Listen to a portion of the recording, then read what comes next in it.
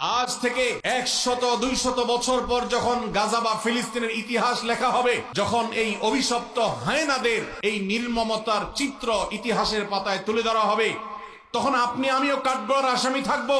কারণ তখনকার মানুষেরা, তখনকার জেনারেশনেরা আলোচনা করবে তখন পৃথিবীতে যে শত শত কোটি মানুষ বসবাস করেছিল, সে মানুষগুলো কিভাবে এতগুলো মানুষের সামনে পৃথিবীর ছোট্ট একটা ভূখণ্ডের মধ্যে এইভাবে মানুষকে হত্যাযজ্ঞ চালানো হয়েছে, নির্মমতা করা হয়েছে, শিশুদের সামনে বাবা মাকে খুন করা হয়েছে, বাবা মার সামনে শিশুদেরকে টুকরা টুকরো করা হয়েছে, কিভাবে এই নির্মমতা চালানো হয়েছে বিশ্বের শত শত কোটি মানুষ, তারা তখন কি করেছে। আগামী 100-200 বছর পরে যখন ফিলিস্তিন এবং গাজার ইতিহাস লেখা হবে, আসামির কাঠগড়ায় আমরা সবাইকে দাঁড়াতে হবে। আমরা বড় বেশি কঠিন, বেদনাদায়ক, অত্যন্ত ব্যথাতুর সময় আমরা পার করছি মুসলমানরা। একদিকে মানব ইতিহাসের সবচেয়ে বর্বরচিত হত্যাযজ্ঞ, গণহত্যা চলছে দিন দুপুরে বিশ্বের শত শত কোটি মানুষের সামনে ফিলিস্তিনের গাজায়। আজ সেখানে মানবতা এমন ভাবে বুলুণ্ঠিত হচ্ছে, ঝড় তুফানে আমরা গাছের পাতা উড়ে যেতে দেখি, সেখানে বোমার আঘাতে মানুষের দেহ আকাশে উড়ে যেতে আমরা দেখেছি। প্রিয় ভাইরা, আজকের বিশ্বকে বলা হয় সভ্য পৃথিবী, আজকের পৃথিবীকে বলা হয় নাকি মানবিক পৃথিবী। আজকের পৃথিবীর সভ্যতা এবং মানবিকতার ধ্বজাধারে ধারণকারী যারা, তাদের মুখোশ,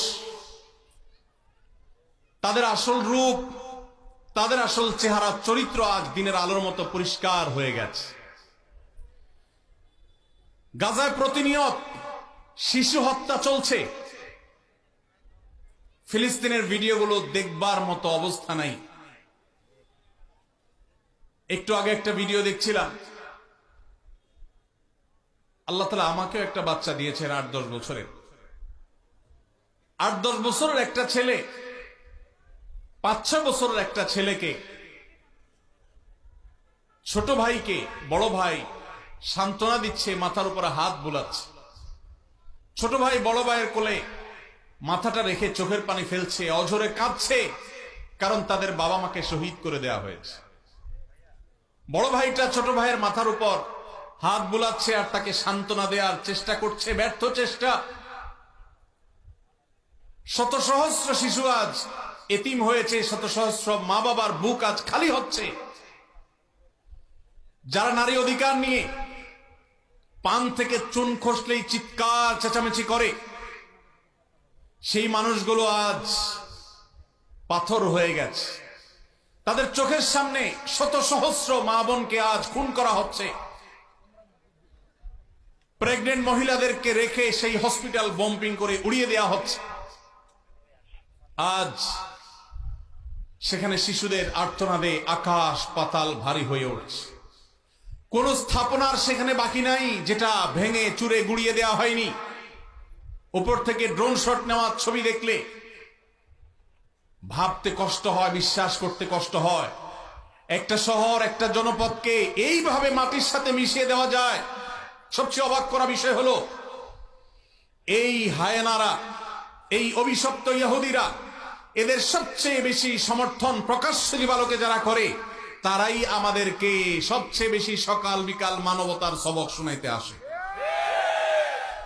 প্রিয় ভাইরা আমার, আজ পৃথিবীর তথাকথিত সভ্য, তথাকথিত উন্নত দেশগুলো প্রকাশ্য দিবালোকে এই অভিশপ্ত দেশকে তারা সমর্থন করছে, যারা মুসলমানদেরকে তাদের ভূখণ্ডে যুগ যুগ ধরে আজ খুন করে আসছে, তাদের রক্ত নিয়ে হোলি খেলা মেতে উঠেছে। আজ সেখানে মানবতার চিৎকারে, আর্তচিৎকারে আকাশ পাতাল ভারী হয়ে উঠছে। আজ থেকে 100-200 বছর পর যখন গাজা বা ফিলিস্তিনের ইতিহাস লেখা হবে, যখন এই অভিশপ্ত হায়নাদের এই নির্মমতার চিত্র ইতিহাসের পাতায় তুলে ধরা হবে, তখন আপনি আমিও কাঠগড়ার আসামি থাকবো। কারণ তখনকার মানুষেরা, তখনকার জেনারেশনেরা আলোচনা করবে তখন পৃথিবীতে যে শত শত কোটি মানুষ বসবাস করেছিল, সে মানুষগুলো কিভাবে এতগুলো মানুষের সামনে পৃথিবীর ছোট্ট একটা ভূখণ্ডের মধ্যে এইভাবে মানুষকে হত্যাযজ্ঞ চালানো হয়েছে, নির্মমতা করা হয়েছে, শিশুদের সামনে বাবা মাকে খুন করা হয়েছে, বাবা মার সামনে শিশুদেরকে টুকরা টুকরো করা হয়েছে, কিভাবে এই নির্মমতা চালানো হয়েছে বিশ্বের শত শত কোটি মানুষ তারা তখন কি করেছে। আগামী 100-200 বছর পরে যখন ফিলিস্তিন এবং গাজার ইতিহাস লেখা হবে, আসামির কাঠগড়ায় আমরা সবাইকে দাঁড়াতে হবে।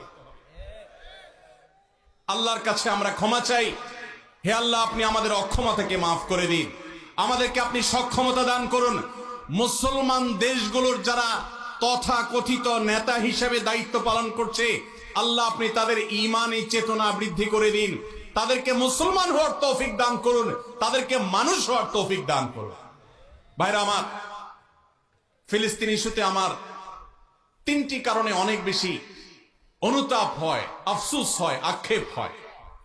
প্রথমত, সারা বিশ্বের মুসলমান দেশগুলো তো বটেই, অনেক অমুসলিম দেশেও হাজার হাজার লক্ষ লক্ষ মানুষ নির্যাতিত ফিলিস্তিনিদের সমর্থনে তারা রাস্তায় বের হয়েছে, প্রতিবাদ করেছে, তাদের কষ্ট লাগার কথা তারা প্রকাশ করেছে।